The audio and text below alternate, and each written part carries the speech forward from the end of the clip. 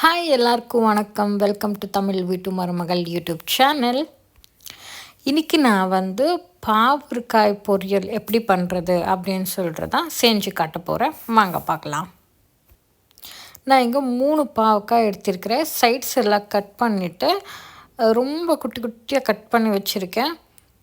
இந்த மாதிரி ரொம்ப குட்டி குட்டியாக கட் பண்ணிவிட்டு சீட்ஸ் எல்லாம் எடுத்துடணும். உள்ளே இருக்க சீட்ஸ் எல்லாம் எடுத்துகிட்டு இந்த மாதிரி குட்டி குட்டியாக கட் பண்ணி எடுத்து வச்சுக்கணும். இப்போ நான் இந்த குட்டி குட்டியாக கட் பண்ணி வச்சுருக்க பாவற்காயை எடுத்துகிட்டு ஒரு வாணலியில் ஃபுல்லாக ஃப்ரை பண்ண போகிறேன். ஒரு வாணலி வச்சுட்டு அதுக்குள்ளே கொஞ்சம் ஆயில் ஊற்றிட்டு அதை நல்லா ஃப்ரை பண்ண போகிறேன். ஃபுல்லாக அதாவது நல்லா ப்ரௌன் கலராக டேர்ன் ஆகணும். அந்த மாதிரி ஃபுல்லாக இந்த காய் இவ்வளோ போட்டிருக்கிறல்ல, இவ்வளோ காய் போயிட்டு கொஞ்சமாக காய் கிடைக்கும். அந்த அளவுக்கு நான் ஃபுல்லாக ஃப்ரை பண்ணி எடுக்கிறேன். இந்த மாதிரி ஃப்ரை பண்ணி எடுக்கிறனால அதில் இருக்கிற பிட்டர்னஸ் என்ன இருக்குது அதெல்லாம் கம்மியாகும் அப்படின்னு சொல்லுவாங்க. ஸோ அதனால் இது நல்லா ஃப்ரை பண்ணி எடுத்துகிட்டு அப்புறமா யூஸ் பண்ணால் தான் நல்லாயிருக்கும். இந்த ஸ்டேஜில் கொஞ்சம் தேவையான அளவுக்கு நீங்கள் சால்ட் போட்டுட்டு நீங்கள் ஃப்ரை பண்ணிக்கலாம். இதுக்கே இந்த மாதிரி சால்ட்டு போட்டுட்டு அப்புறம் கொஞ்சம் காரப்பொடி போட்டாலும் சூப்பராக இருக்கும்.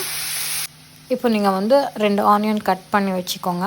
அடுத்த வாணலியில் கொஞ்சம் ஆயில் போட்டோம், ஆனியன் போட்டோம், நல்லா ஃப்ரை பண்ணிக்கோங்க. நீங்கள் ஃப்ரை பண்ணும்போது கொஞ்சோண்டு உப்பு சேர்த்துக்கோங்க. அடுத்து கொஞ்சம் கருவேப்பிலை கழுவிட்டு நல்லா அதை சேர்த்துக்கோங்க. அதுக்கடுத்த 2 தக்காளியை கட் பண்ணிவிட்டு குட்டி குட்டியாக சாப் பண்ணி வச்சுட்டு அதையும் போட்டு நல்லா டொமேட்டோ சாஃப்ட் ஆகிற வரைக்கும் நல்லா வதக்கிக்கோங்க.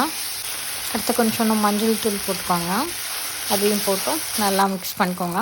நெக்ஸ்ட்டு சாம்பார் பவுடர், நீங்கள் என்ன குழம்புக்கெல்லாம் யூஸ் பண்ணுவீங்க அந்த மாதிரி சாம்பார் பவுடரை உங்களுக்கு தேவையான அளவுக்கு எவ்வளோ காரம் வேணும் அதை பார்த்துட்டு அந்த தேவையான அளவுக்கு அது காரப்பொடி போட்டு நல்லா ஃப்ரை பண்ணிவிட்டு அடுத்த கொஞ்சம் தண்ணி விட்டுட்டு அதை நல்லா கொஞ்சம் திக்கான வரைக்கும் கொஞ்சம் நீங்கள் ஃப்ரை பண்ணி வச்சுக்கோங்க.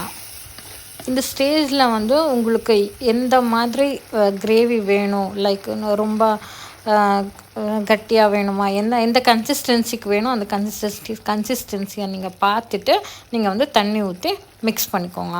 இது கொஞ்சம் வேகுதுக்கப்புறம் நீங்கள் அந்த ஃப்ரை பண்ணி வச்சுருக்க பாவற்காயை திருப்பி இதில் போட்டுக்கோங்க. பாருங்கள் எவ்வளோ சாஃப்டாக வெந்திருக்கு பாவற்காய். நான் ஃப்ரை பண்ணும் போதே ஆல்ரெடி அது நல்லா வெந்திருக்கு. அதனால் இந்த மசாலாக்குள்ளே போட்டு கொஞ்சம் ஒரு 2 to 3 minutes நீங்கள் வேக வச்சாலும் போதும்.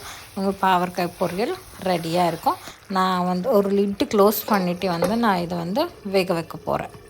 3 minutesக்கு அப்புறம் இந்த மாதிரி கன்சிஸ்டன்சிக்கு வரும். இப்போது உங்களோட பொரியல் ரெடியாக இருக்குது. இது நல்லா நீங்கள் சப்பாத்தி, தோசை, ரைஸ் எதுக்கைனா நீங்கள் தொட்டு சாப்பிட்டுக்கலாம்.